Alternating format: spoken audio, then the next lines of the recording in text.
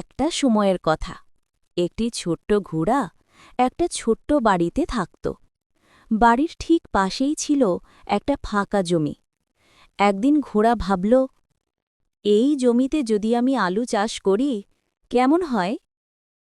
তারপর সে পরের দিন থেকেই খুব পরিশ্রম করতে শুরু করল। জমির মাটি কোপালো, নরম করল, সার দিল। অবশেষে সে আলুর বীজ লাগাল।